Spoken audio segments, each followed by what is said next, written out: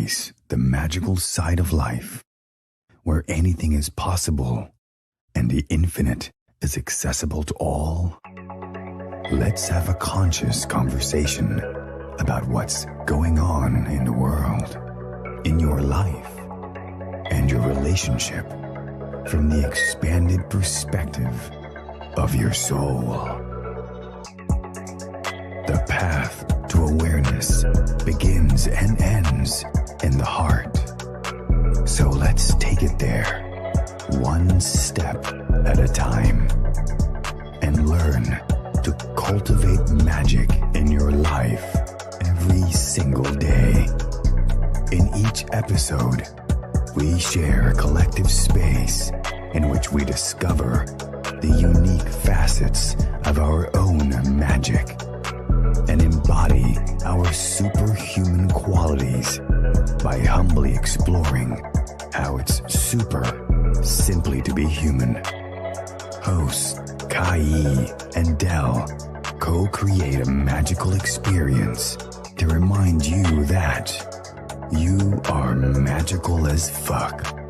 Now, be unleashed. This is our daily magic.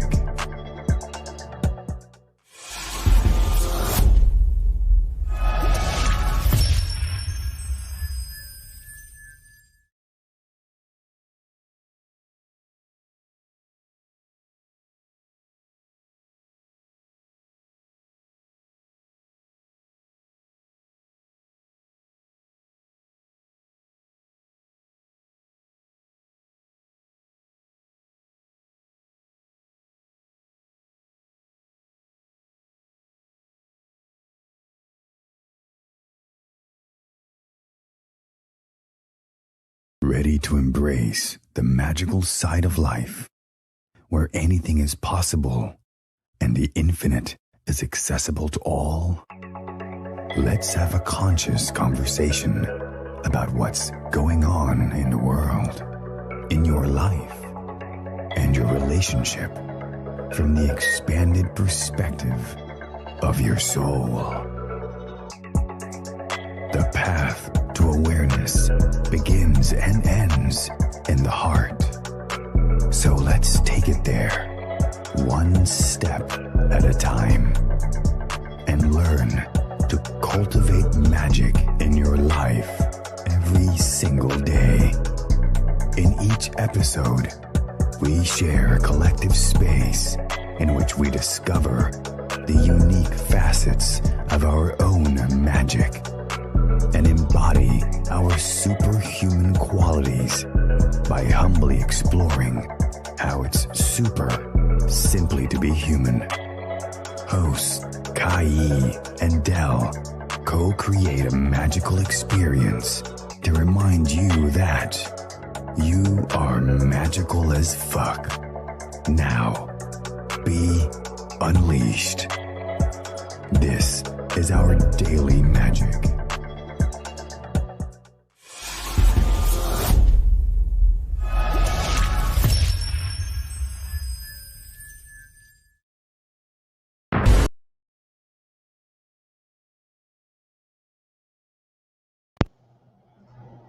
Can everyone hear us right now? Yeah. You can hear us. So we just had a technical difficulty. This is what happens when you go live.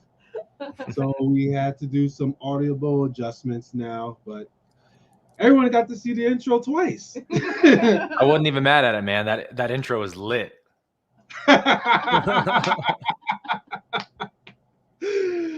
Yeah. It just shows you how when you do things live, things sometimes don't go the way that you expect it to go. Just like life, right? Yeah. And that is a perfect way of starting this conversation right here. So, welcome everyone to another exciting episode of our Daily Magic. This episode, you got to hear it twice because we all deserve to hear it twice, that we are all magical as fuck. And we're going to have a magical conversation with someone who doesn't need an introduction, but we're going to give him an introduction. But this man is a powerful force. sharing his magic to the world. We're going to get the intro. You're going to hear about his journey, but this guy is a brother to me, and I'm so excited to have him here. And to give a quick story on how I found this guy before we get the intro, I was going in this part of my own spiritual awakening, in which I was starting to take a look back at my religious part of my journey. And when I awakened, I looked at that part and I felt a lot of shame, a lot of rejection, a lot of bitterness towards that part because of the stuff that I was taught and to believe, that I started to find out it was false. And this man, with his teachings that he was sharing his own story, which we'll hear more about, helped me tremendously. So I mentioned to Aaron before this, I'm like, I'm a little nervous because I'm a fan. But I'm excited. And I'm okay with both. Don't they say that nervousness is just excitement concealed or something like that? Yeah. It's definitely true. Yeah. Totally. Yeah. And someone already gave a comment to you already, Aaron.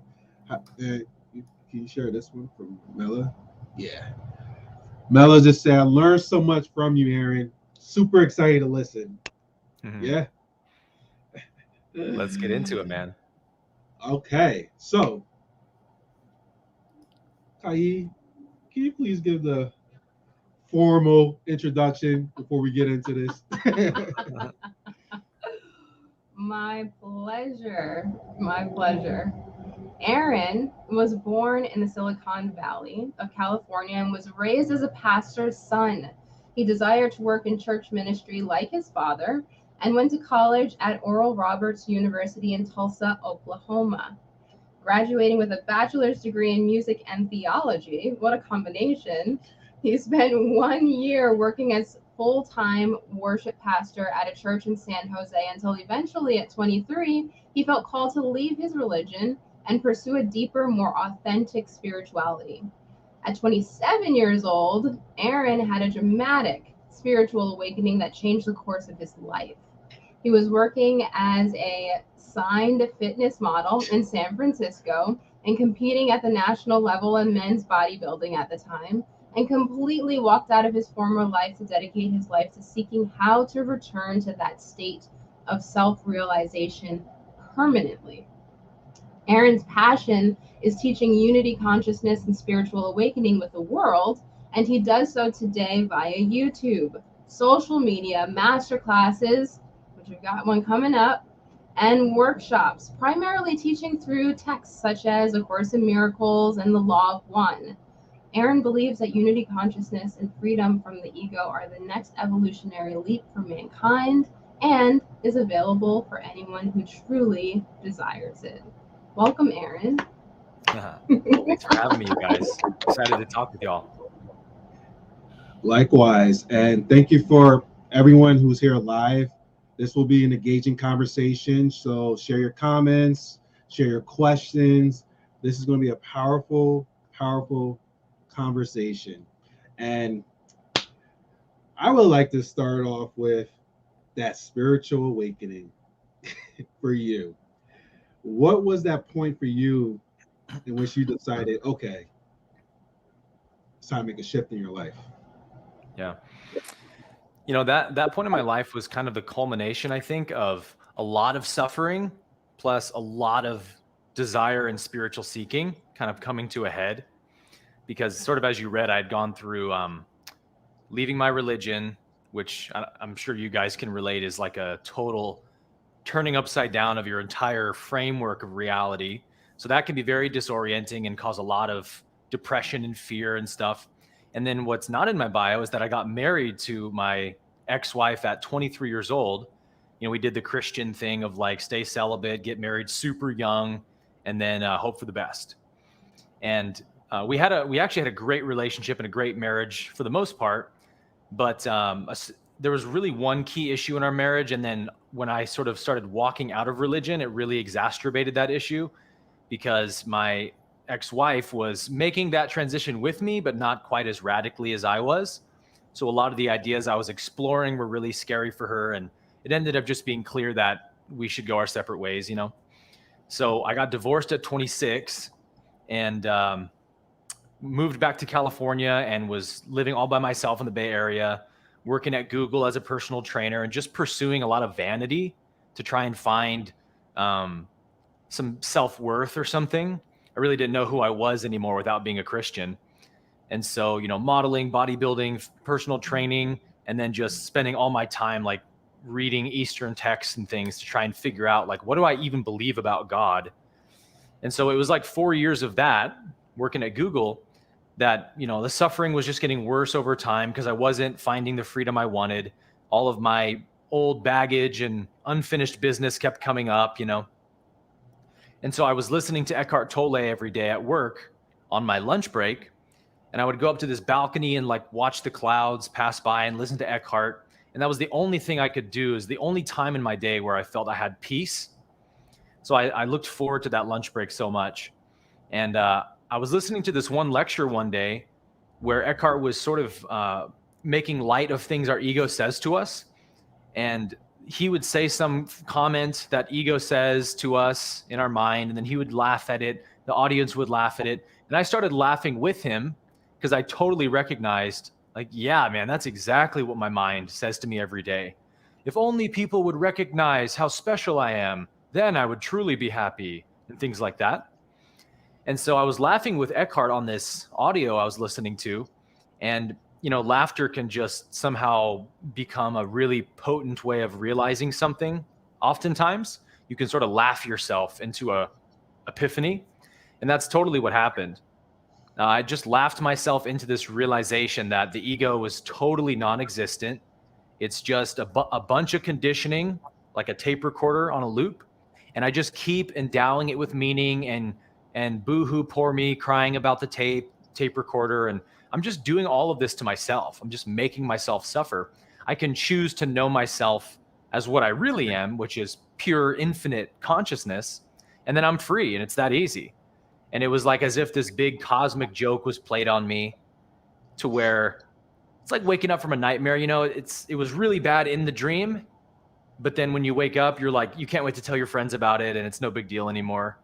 It was like that kind of relief. Like, none of it was real though, so there's nothing to be upset about or bitter over, right? And then I spent 2 weeks in this amazing kind of samadhi state where there really was just no experience of a separate world anymore. Everything I encountered was just me in another form and reflection. And it was just this immensely loving and peaceful state of consciousness to be in. And what happened was I woke up 2 weeks to the day that experience had happened. And the first ego thought sort of came back online. And this thought crossed my mind when I checked my phone and saw the date was 2 weeks to the day. And I thought, oh, wow, it's been 2 full weeks in this state. I wonder if that means I'm enlightened. And I didn't catch that was ego thinking that. I was really excited at the possibility that maybe I had an Eckhart experience and now I'm just permanently going to be in this state of happiness. How great would that be? And then the mind just started claiming, you know, enlightenment a little more. And I think maybe I'm enlightened. And then I started to realize, I don't think that's an enlightened thought. And it was just too late. Like the ego the circuitry came back and it just slipped through my fingertips. And I was trying to get it back. And I've often said that one of the things I was also doing to try and keep that state was that I found if I smoked cannabis, it would put me back in that state instantly. And so I was just high constantly for those like 2 or 3 weeks following, like, no, please don't leave me. I'll do anything. And nevertheless, it still crept its way out, or the ego crept its way back in rather. But the blessing of that experience was that it gave me a couple of key gifts, but the number one gift was that it removed any doubt whatsoever that enlightenment is absolutely real and available for the human in this lifetime. And number two, it removed any desire at all or interest in anything else in life. You know, the modeling, the bodybuilding, the vanity, all of that stuff. I immediately walked out of all that stuff. No interest whatsoever, In fact, I saw that it was an obstacle to that. And so from there, it was like the desire and the doubtless confidence that that state is possible just built this conviction in me that I'm going to eventually back engineer that state of consciousness. No matter what it takes, I will do anything it takes. I'll give up anything. I'll lay down any treasure in this world to have that. And really, that is what it takes, right? You just have to want freedom more than anything else. And slowly but surely, just started experiencing over the next few years more of that peace that I felt, more of that oneness experience, but in a much more integrated way. Because in that 2-week experience, I didn't really have a clue what I was experiencing. It was very new. I'm like, wow, like I would walk by a mirror sometimes and be like surprised to see a body looking back at me. And now it's very much integrated. Like, okay, I understand. I'm just pure awareness experiencing through a body, but the body's not what I am. So I can love it, take care of it, appreciate it, but not be limited to it. Sound my first experience with psychedelics. Very much so. Wow. That is powerful. Like the shedding of your identity, having that, but then that thing, which I'm sure people in the comments, let me know if you agree with this as well, is when you have that taste of the infinite space, you want to get back there, or you want to keep yourself there. You want to do everything possible to like stay there and doing, like chasing type of thing. And when you had your first experience, it seemed like you weren't trying to go for that. And when you're not really trying to go for it, you actually got it. Yeah, very well said. It's like whenever you glimpse reality like that, I think the recognition we all have is, oh my God, this is so obvious and clear that the nature of everything is oneness. Like, how do I not see this all the time? I must just be like a drooling idiot all the time to miss this. It's so obvious. But then as the old conditioning comes back on, we somehow forget how obvious it is that everything is one, and we take up the separate self identity again. So really, that was one of the recognitions that was very clear after that experience, was all of my forgetting, all of my suffering is just self-inflicted ignorance.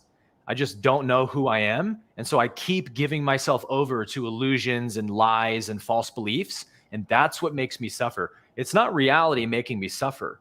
Reality only provides me with peace and happiness. It's my own ignorance of who I am that causes me to suffer. So then the question is just, how do I get rid of the ignorance? Which is a perfect segue, because I saw your recent video that you did on the 3 beliefs of the ego, and how you're able to, and yourself, and then also people who went through your masterclass, how they was able to quickly be able to get and work through the ego, like those beliefs that the ego has that can lead to suffering. Yeah. So it's a perfect segue, because I'm sure our audience would love to hear about this as well. From your own discovery and your own journey, the 3 beliefs of the ego that you have realized, but then also how to be able to identify and work through that.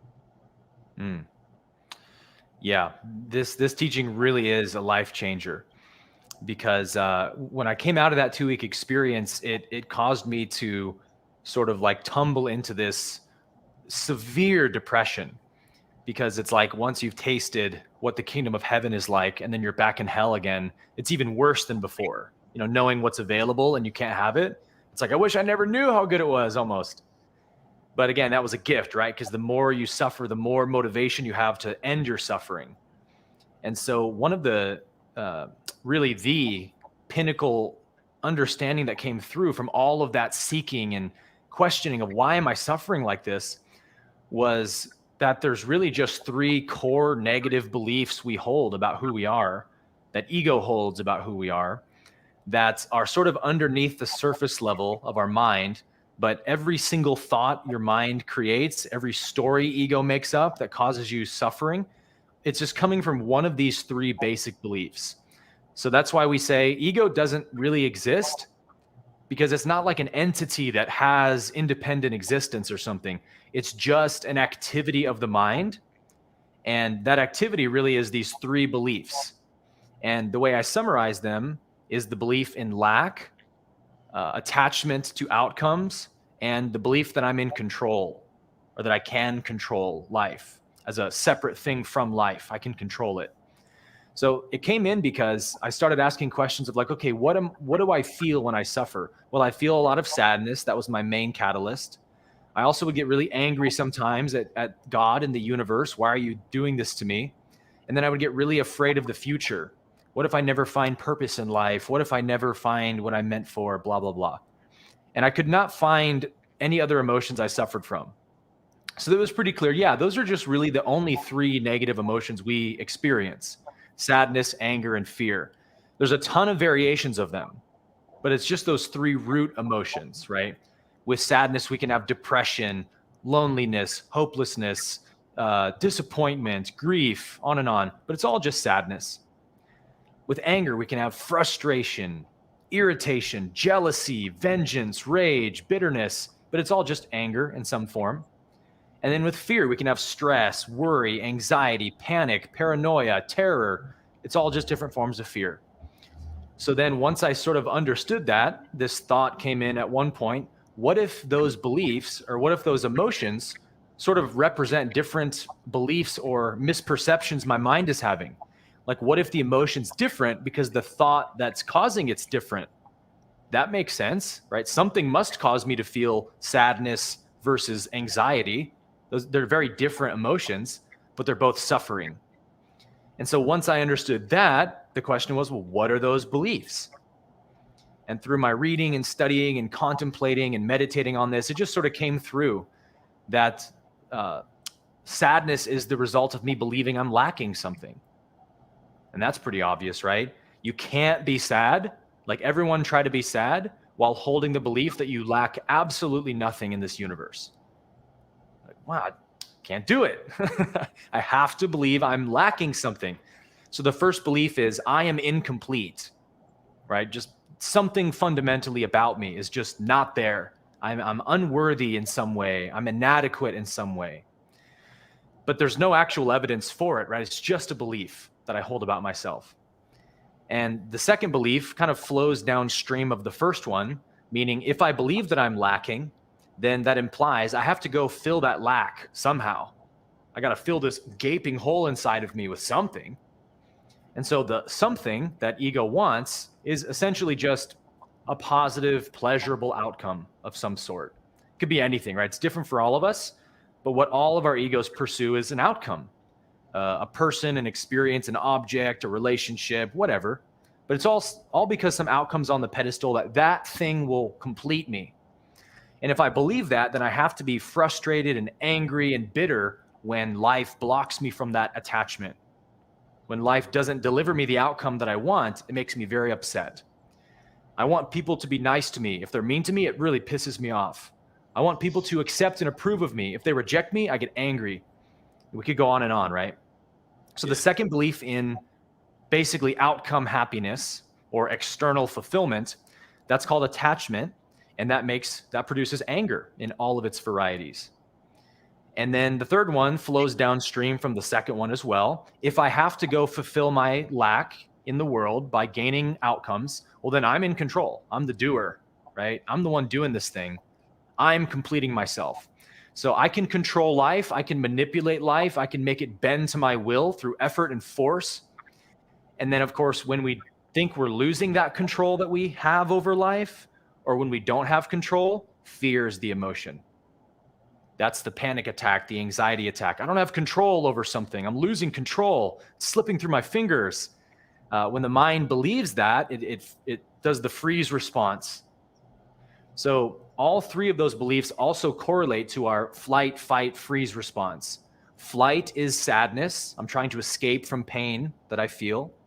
Fight is anger, obviously. And freeze is fear. So it's like, wow, this actually goes back to our ancient animal brain from millions of years of evolution. These are hardwired beliefs in the evolutionary mind of an animal. It's just that the third density human who's self-aware can now make these feelings about itself, whereas an animal can't, right? An animal just responds to a stimulus. Predator, I run. or maybe I fight, or maybe I freeze. But there's no like concept of a self. There's no concept of what will happen to me, right? An animal's just pure instinct. So only humans can suffer from our flight, fight, freeze response. And that's sadness, anger, fear. And that's the state of consciousness most people are existing in 90% of their life, that animalistic survival mode. So we have to transcend those beliefs if we're going to transcend those emotions, because the emotions are just telling us what we're believing about ourselves, which is the really cool part. That's when it gets really simple. I don't have to do a lot of mind games and try to figure out why I'm thinking this thought right now. I can just go right to my emotion and go, oh, I'm sad. Well, that must mean I believe I'm lacking something. So just find out what it is. What does my mind think it's lacking? I'm lacking love. Okay, so I feel like I'm lacking love. Is it true? Let me question that. And then what I give to my masterclass students is a certain affirmation you can repeat every time you notice a certain belief working. And when you say the mantra, the affirmation, it's just a remembrance of what's true. And it's a realignment to truth. And so you just want to repeat it until you feel it connect somewhere. Like, yes, that's true. So the first affirmation that I give for the belief in lack is a brilliant line from A Course in Miracles that says, only what I do not give can ever be lacking. Such a powerful statement, right? Only what I don't give can ever be lacking. So if I feel like I'm lacking love, I must not be giving it. Am I lacking acceptance? I must not be accepting myself. It's just a nice reminder of, oh yeah, I am the source of everything I want. So let me not believe it's outside of me somewhere. Second mantra for the second belief that my happiness depends on outcomes is just to remember that outcomes aren't actually what I want, right? We've all acquired thousands and thousands of outcomes, and yet here we are suffering from all the same shit, right? So what I really want is not an outcome, but peace of mind in this moment. And peace of mind, paradoxically, is the not striving towards something, right? When you're just not striving for something, there's peace. So the affirmation for the second belief is, this outcome cannot give me anything that I want. It's like a really powerful no thank you to the ego's belief. I really just, when I get that outcome, then I'll truly be happy. Wait a minute. No. That outcome can't get me anything I want. Why? Because all I want's peace right now. Like if I know that the gaining of that outcome, the girl, the guy, the car, the job, whatever, if I knew that it's going to cause me a bunch of suffering, do I want it anymore? Hell no, right? I could care less. I only want it because I think it's going to bring me peace. So I just have to remember what I want is not an outcome. And then the third and final affirmation, when I notice myself trying to control life or stressing out that I'm losing control, I just remind myself that I've never had it to begin with. It's always been God's control. So the mantra is, I'm not in control, I am being lived. Just a really nice way to reframe it. I'm not the one doing life. I'm living life as a separate entity from life. No. Everything's just life. It's all just life's action. And I'm just that. I'm just being lived by the divine power. It's such a peaceful recognition to have. So I just teach my students, look, just get really good at reading your emotions and tuning into yourself. Every time you feel a negative emotion, find out what emotion it is and correct it. And that's the practice.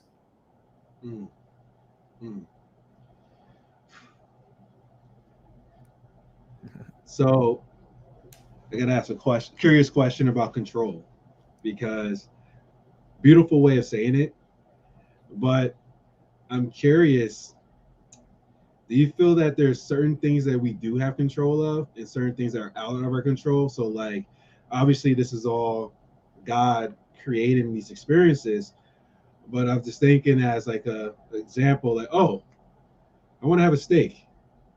Am I in control of actually going to the store and getting that steak? Yeah, control is always the trickiest one for the mind to accept, because it definitely feels like I am the doer of my actions and I'm in control. Like I'll say, man, I can go get up right now and walk to my kitchen and get a glass of water. Nobody can stop me. I'm in control. It's like, that's true, relatively speaking, but what if an earthquake happened right now? What if a tornado blew your house down? Then do you have control to go walk into your kitchen? Like, no. So really, life is extending its will to me. as a benevolent act of love to me. It's allowing me to have some of its free will. So I could say the question's not really, do I have control, but who's the I that we're talking about? Is it I, the separate entity who lives isolated and apart from life? Do I have control? So that we say no. Just like a wave doesn't have independent control apart from the ocean, it's what the ocean's doing, right? The ocean's the one doing it. So you're like that. You're like a wave in the ocean of the universe. The universe is waving Aaron and Dell and Kai, right? We're all different expressions. So the I who does have control or free will is the universal I, and it's always accomplishing its will. So as A Course in Miracles says, there aren't two separate wills. There's only one will, and that's the will of God, and no other will exists. The problem is you keep inventing a separate will, which comes through the attachment to outcomes. That thing will make me happy. That's the separate will, because God's will is no, knowing who you are will make you happy and free and complete in every way you want. Nothing else can satisfy that longing. And so when I think it's anything but that, I'm inventing a separate will. And then the separate will says, do I have free will? It's like, no, not really, because you're just an illusion. You're ignorance of what's true. So you can only be ignorant. But when I know that I am that universal I, then an amazing recognition starts to settle in to my consciousness, which is, everything that happens is what I will. Everything that happens is what I want. And that's not really one we can conceptualize, because we say, oh, look at all the bad things happening out there. Why would I want the war in Ukraine and political, governmental corruption and all this stuff? But when you see that recognition from the deeper dimension of what you are, then I'm not going to do it justice, but I'll put some words to it. You start to see things like every individual person is a different evolutionary journey that the source is having, where it's slowly crawling its way back to itself again. So it actually wants to experience temporarily some separation and some ignorance and some delusion, because that gives it the contrast it needs to know the importance of love and the absolute truth of oneness, because it's been suffering from separation for so long. Now oneness actually means something. So you just sort of intuitively grasp that that's what's happening. And so all the negative karma that's playing itself out, that's the source, again, extending its own will to each individual self and allowing them to mess around and goof around and make mistakes and be ignorant, because eventually everybody will return to the source, right? And so you go, actually, yeah, I do want everyone to have their free will to do whatever they want. And ultimately what we are isn't this body. So when I know that I'm not a body, I know that no one else is either. So the war in Ukraine, although yes, lots of suffering and death is happening, I don't say that it's wrong or shouldn't be happening, because I don't believe people can die anymore. They may be going to their next incarnation, yes. They may be suffering temporarily, yes, as we all do, but they are an eternal being. So I'm not going to diminish people in my mind anymore by making them a finite thing that can be annihilated and then suffer from that thought, right? Everything is eternal, period. So from that recognition, there's just this radical acceptance of all that is. And with that acceptance comes unbroken peace.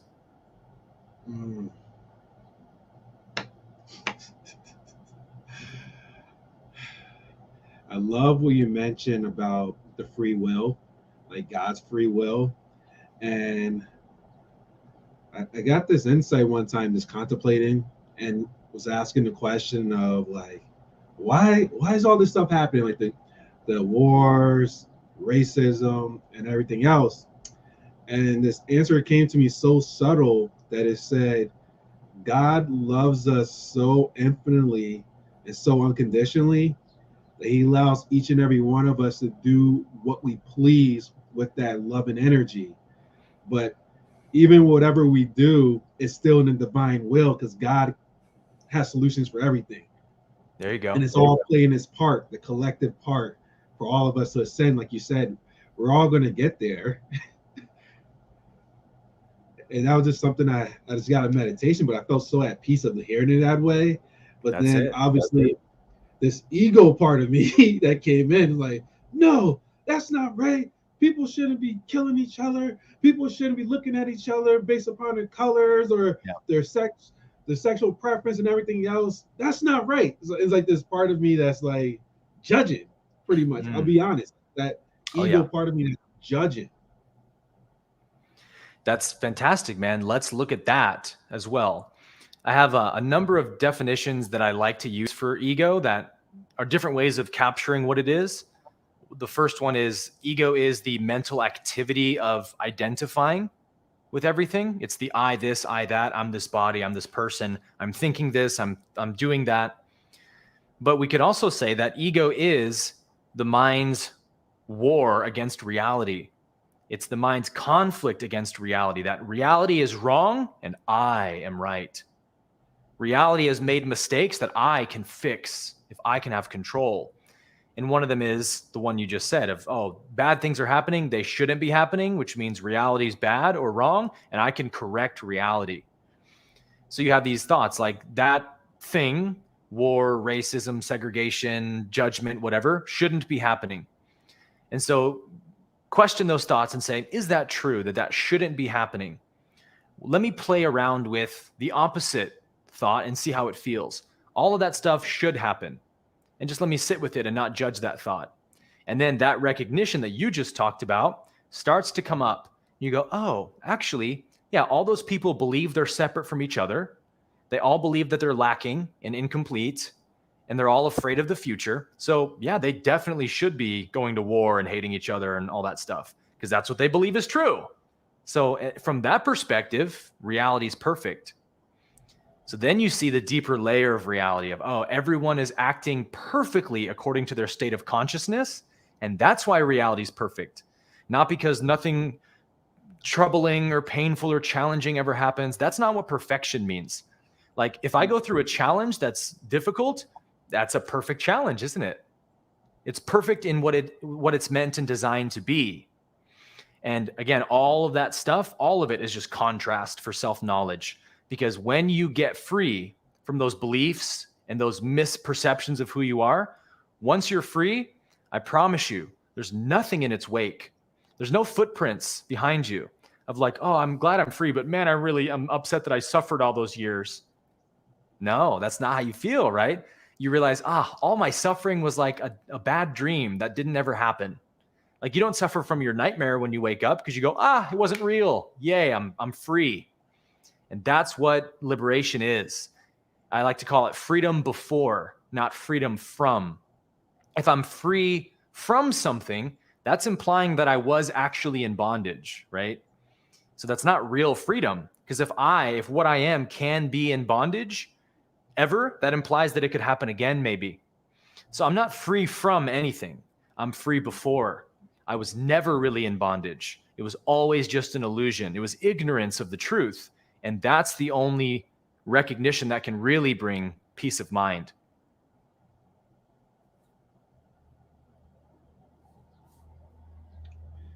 We've got a question. Yeah. So it seemed like we're taking a little dive into the ego because somebody had a question about the ego for you. Yeah. And the question is coming from Sam. It says, do you think there's any benefit from the ego, or do you think at a certain point or age it isn't necessary? Or yes, she says, where it isn't necessary. Got it. Yeah, great question. And the answer is yes. The ego is absolutely necessary and provides a huge benefit. Because without ego, we wouldn't have liberation. We wouldn't have freedom. The ego is that device, we could say, that the source is using to experience all that contrast and eventually discover itself. So think about what it would be like to be one infinite eternal being that has never been born and never dies. And it's just you. There's nobody else around, right? So you can't like have a conversation with someone and be like, hey, can you tell me like what I'm like? Like, tell me about my attributes and my nature. There's nobody else. Who are you going to talk to? So source has to come up with some device or way of discovering and experiencing itself. And so it does that through this dream world of duality, the universe of experiencing what it's like to be separate from its true nature. And although there's not another being that can tell it what it's like, it can sort of experience the opposite of what it's like: fear, separation, anger, sadness, and all of that. And then through that contrast, it can now understand what its real nature is like: love, peace, joy, oneness. Now those things actually have meaning, whereas before, it's just what I am. I don't know anything else. So ego is that amazing genius device that divine intelligence made to give us this dream of being separate, so that eventually at a certain point when the soul is karmically ready, it will have that realization that I am the source of everything. And it will mean something at that point. That's what ego's for. Got it. So duality to experience oneness. Bingo. Yeah. Thank you for the question, Sam, and thank you for the brilliant answer, Aaron. You're bringing up something really near and dear to me as well, especially in your experience. I am also a former bodybuilder. I went into bodybuilding, thank you, about 10 years ago. And at that time, I was like, I went in there because I wanted the experience of winning. I remember that I was at a show and I got second place, and I was distraught, like, for a long time. I was like, this isn't winning. This is second place. Yep. Could be worse than last place sometimes for the ego. Right? Exactly. If you get last place, your ego's like, this sport's stupid anyway. I don't even want to win at this sport. But if you get second, it's like, oh. You know what Ricky Bobby said? You ain't first, you last. Absolutely. That's how the ego thinks, man. So after 3 years of competing, I made a decision recently, and that was to go back. But not to go back, but to go into the sport again. I had been being a vegan, plant-based for quite some time, and doing a whole lot of different things with my body, fasting and all kinds of things. And now, being back into the sport, I realized that I entered with a sense of peace. I said, why am I doing this, to begin with? I did that a long time ago. And I heard something within me that said, it's just for fun. This is just an experience. If you want it, you can have it. If you don't want it, you don't have to. How do you feel about these worldly experiences that we get to have that, after transcending certain concepts and beliefs about ourselves, simply experiencing them just to experience them? Yeah, phenomenal question. It's another one of the beautiful aspects of this journey we're all on, is that, again, when you see the truth as it is, everything is equally valid. Everything has its own divine purpose. There's nothing out of place in the universe. Every experience someone's having is valid in its own way, because it's giving them the context they need to know who they are. And so whether it was bodybuilding, which I also experienced, I only competed for 1 year, but it showed me that this pursuit of vanity and approval just isn't giving me what I want, because I won my first 2 shows and went to nationals for my 3rd show. And it was like I got more unhappy with each show that I did. It totally wasn't the fulfillment my ego promised me, that outcome on the pedestal. And so it gave me a great conviction of, oh, fantastic. Well, now I know that doesn't bring happiness. So I don't need to spend any more time doing it. But on the other hand, it could give somebody else a different opportunity of, hey, I want to be able to do something like this without this attachment to the pursuit of vanity and success. I want to just do this for the discipline and the joy of becoming and all of that. And that can be an amazing spiritual practice. So anything at all can be used for enlightenment if you see it that way. Everything is another doorway to freedom if you have the eyes to see it. And that's why, again, when you see the truth, the way of things, there's no ability to judge anyone or anything at all, because you realize it's all just the source experiencing itself in a different way. Who am I to say that that's wrong or shouldn't be happening? It's totally arrogant. And so everything is beautiful. Everything is to be celebrated in its own unique way. Even the things that cause us pain, we will look back one day and celebrate them and say, man, that was exactly the medicine I needed at that time in my life. Yeah. Yeah.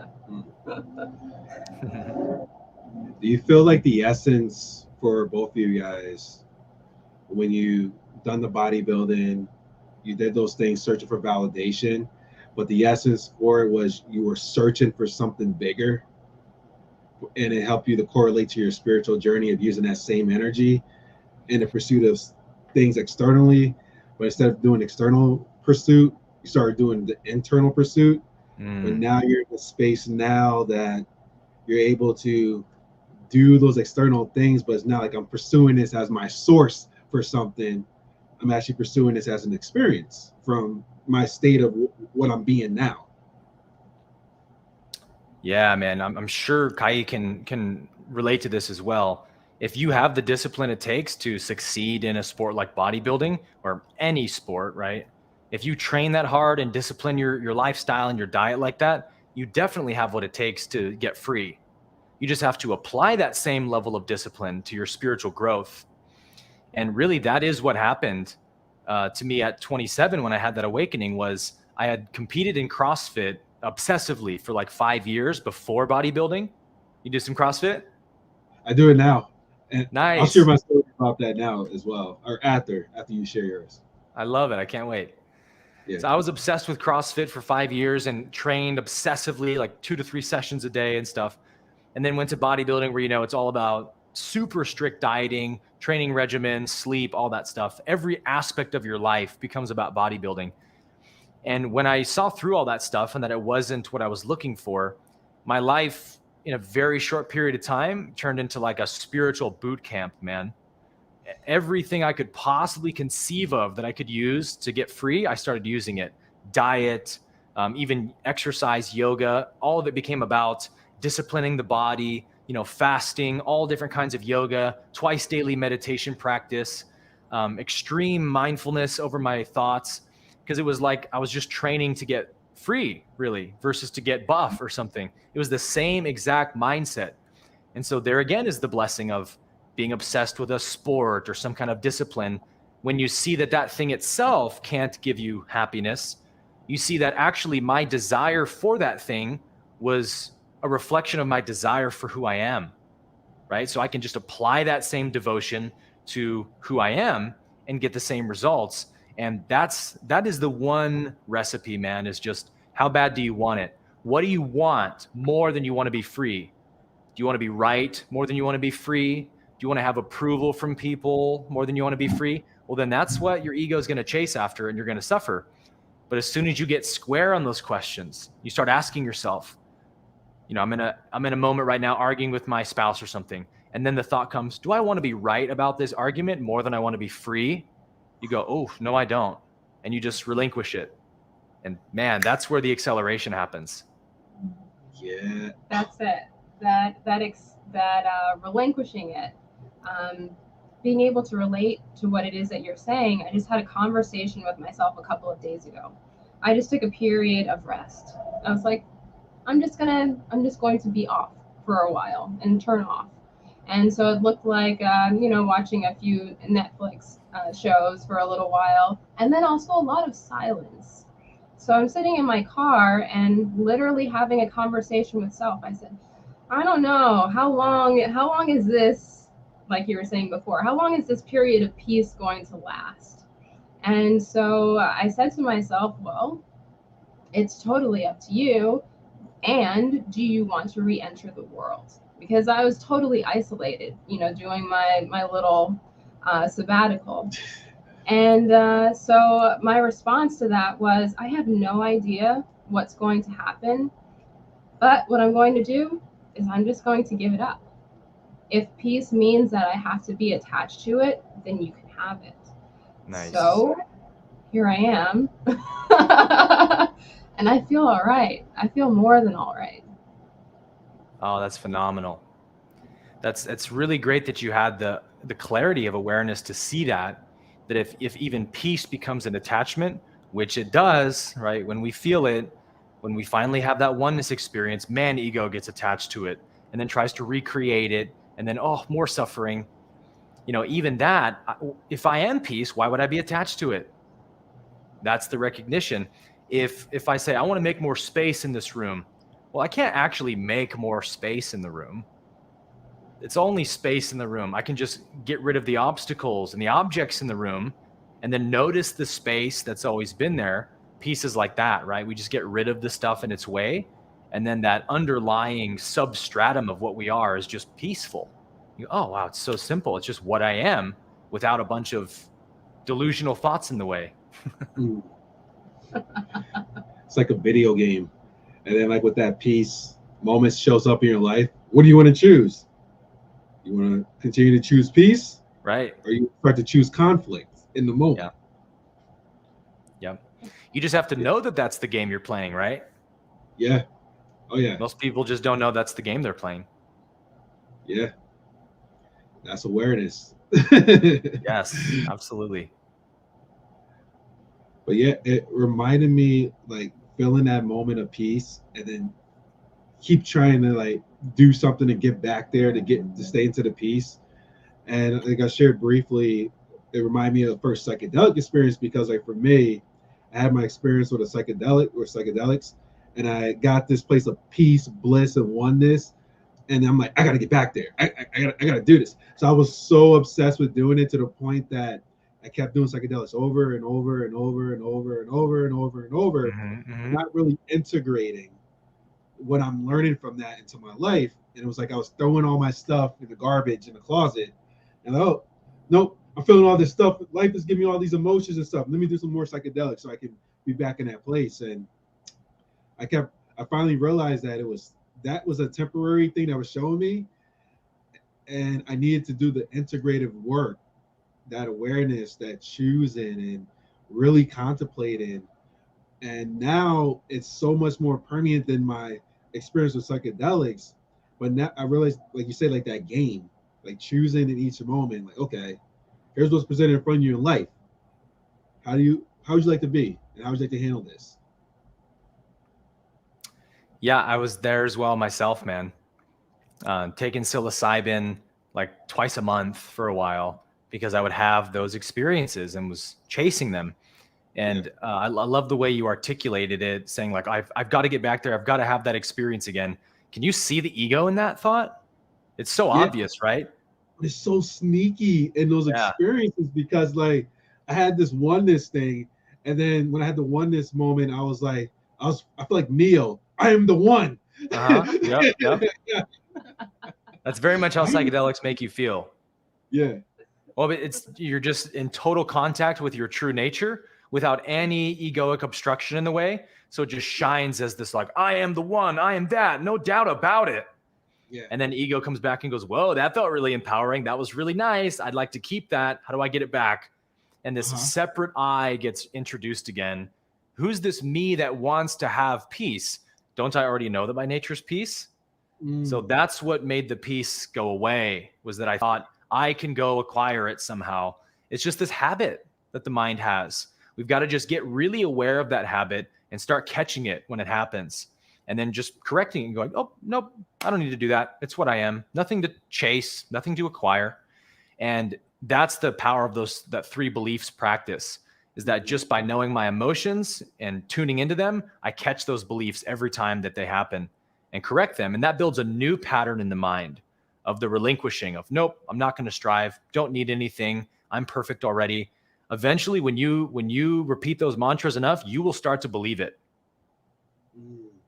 The thing I love about mantras when you do it is when you start doing it at first, and this is what happens for me, the challenges come up.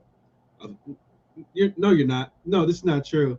And it's like, what are you going to do with that? Are you going to believe that? Or are you going to keep challenging those thoughts and those beliefs and keep working through them? But like you mentioned, they're so powerful. And I believe that whether we know it or not, we have some type of mantra going on inside of us. And it's like, how aware are you of your current mantra? Maybe your mantra is like, I'm not enough. Maybe your mantra is, I need this person to feel complete. I'm incomplete without this person.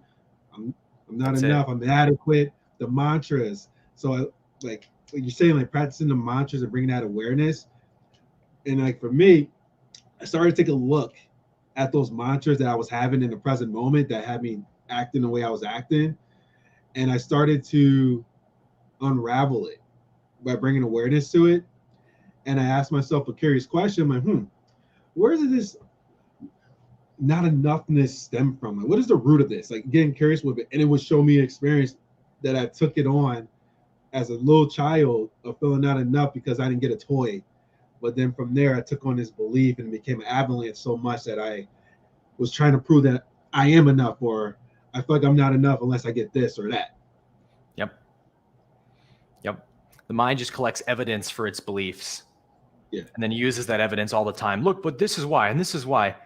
And that is also how I describe them in my master classes. These are like the mantras ego's always repeating.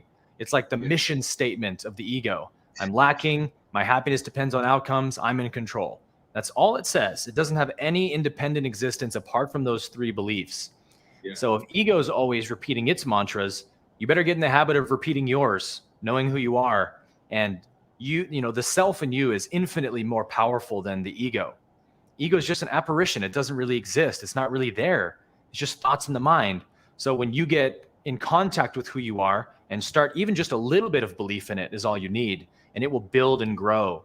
Like Jesus said, if you have faith the size of a mustard seed, it will eventually grow into the greatest tree in the whole forest. It's good news. Yeah. Yes.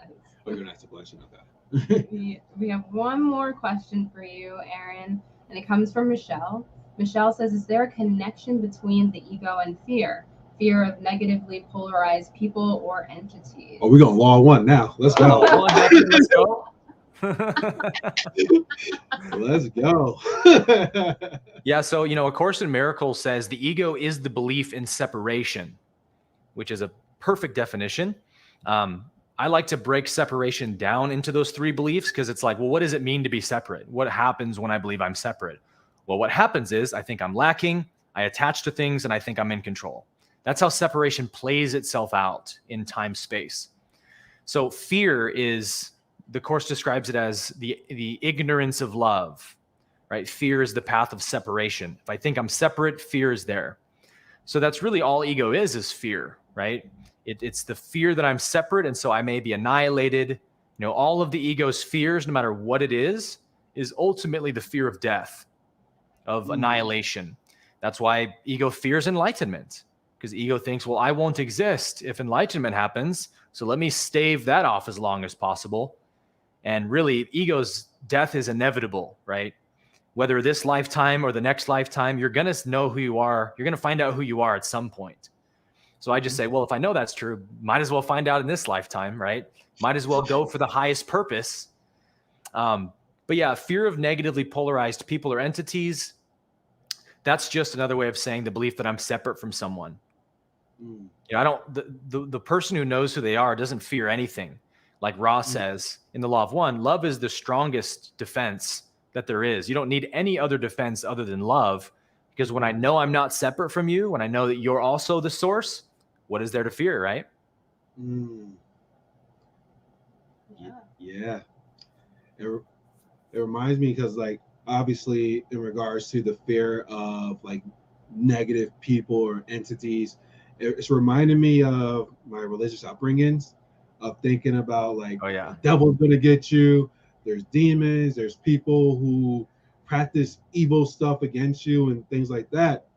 But like this oneness, but also connecting to who you are, who you truly are beyond that, in that space.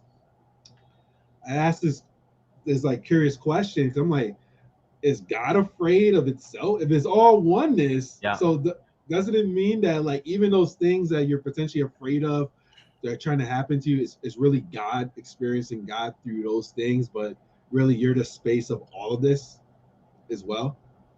Yeah. That when that question enters your mind, especially if you're a religious person like we used to be, it instantly breaks down everything. It's just everything unravels like a ball of yarn from that one question.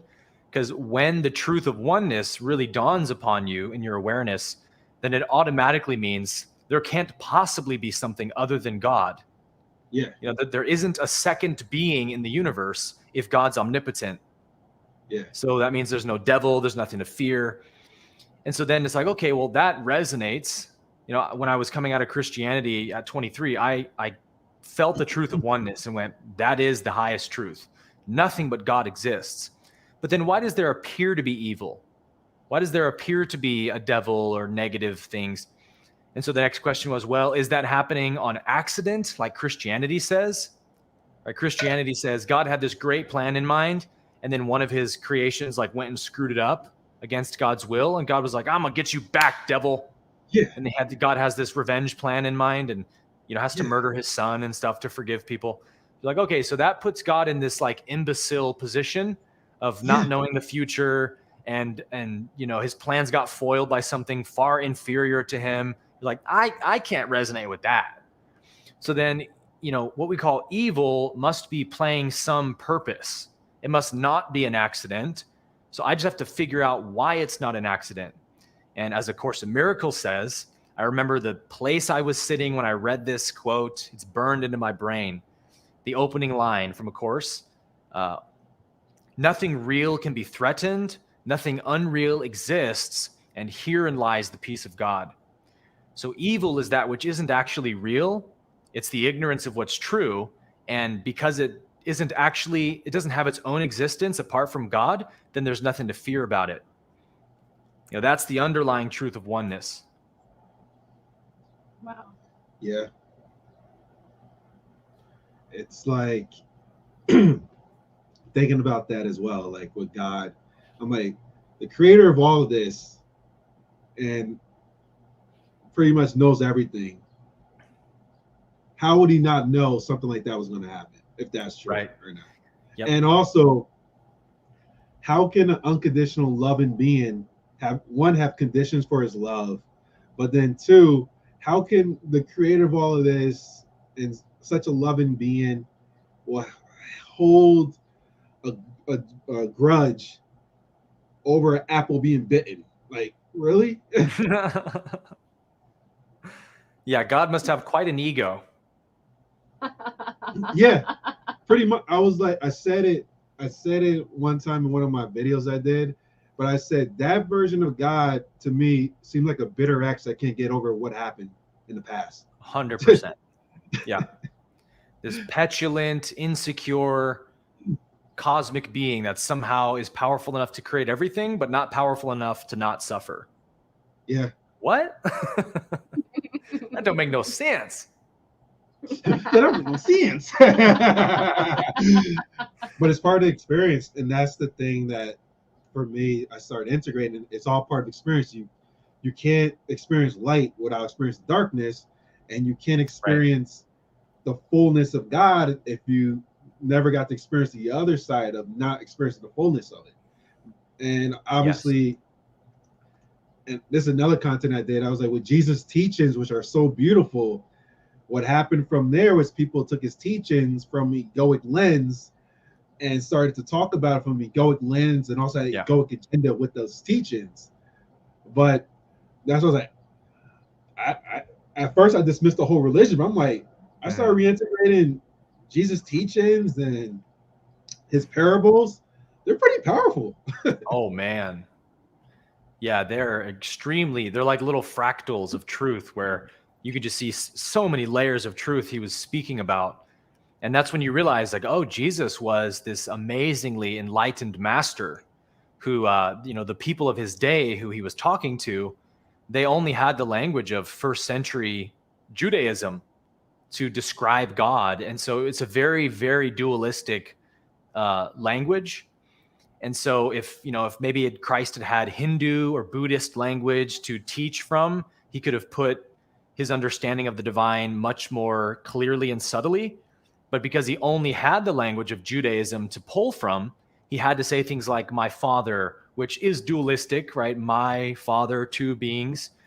I and my father are one. It's like the closest he could come with that language to saying it.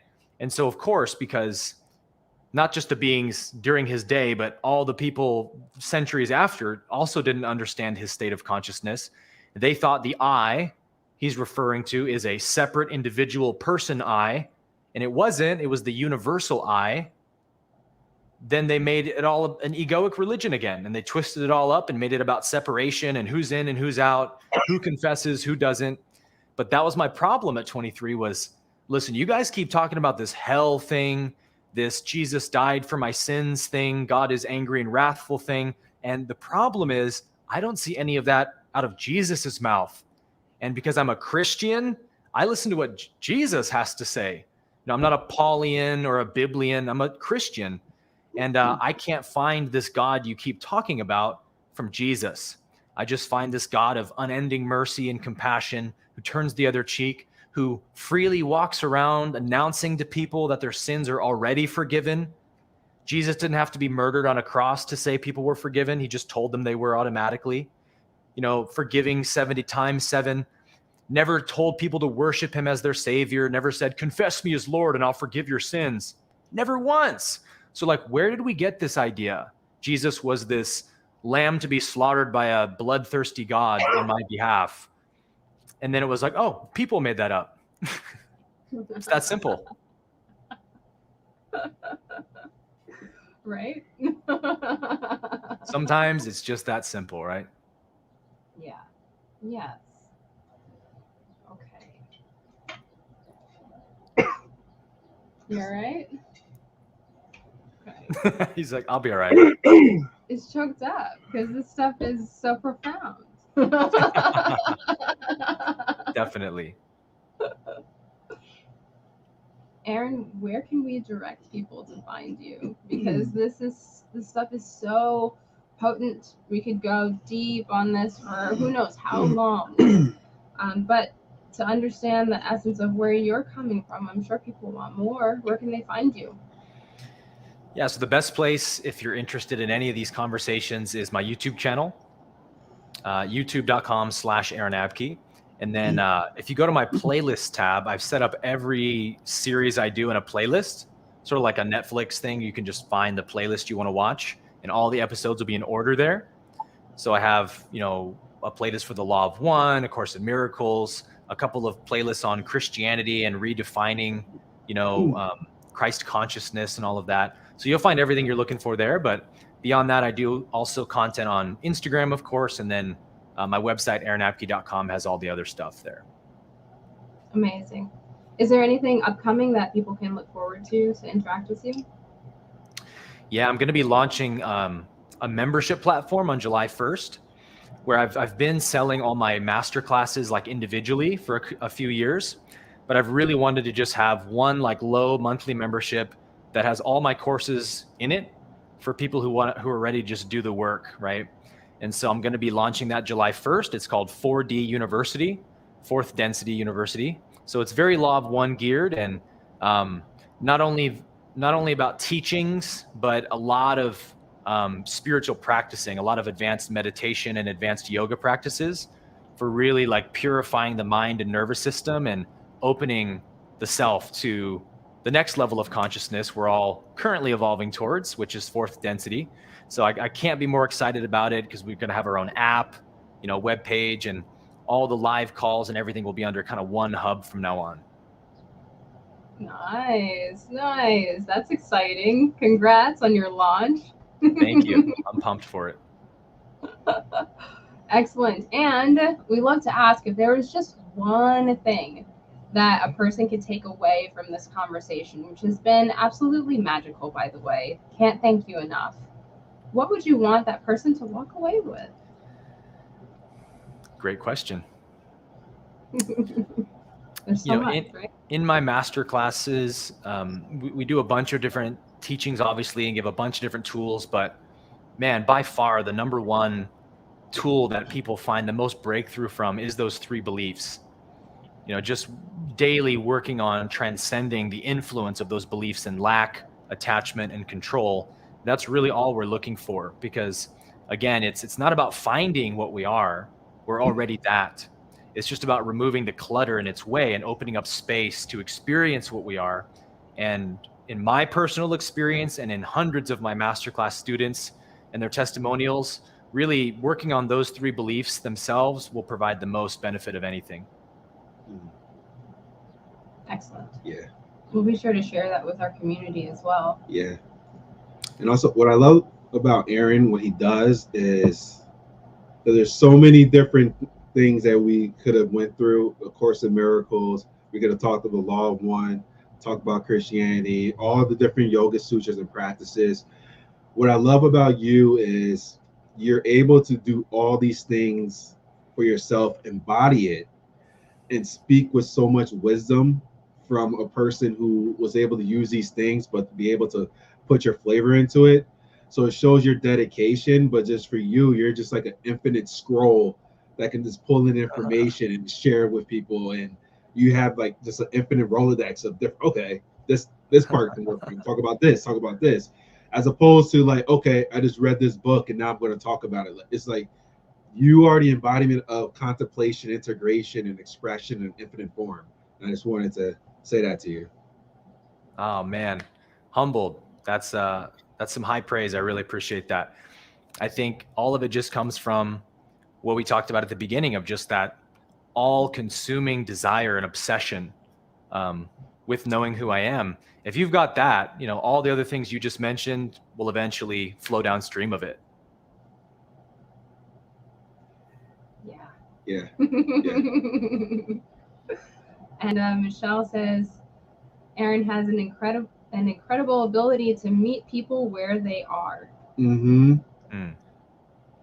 Which is another thing that I wanted to say as well. He can meet you where you are, but not in a way of looking down upon you, but as a way of guiding. And that's the Christ in you, of being able to meet people where they are, but help to guide them to their next level, their own soul's evolution. So that's, once again, mastery in this form. Yeah. Well, thank you as well, Michelle. And that comes from just seeing that everyone's me. I see myself in everybody, everyone who suffers. I see 27-year-old Aaron just lost in depression every day, hating life and not knowing what I can even do to get out of this. When I see others in that kind of suffering, I just go, man, that's just me in that body suffering.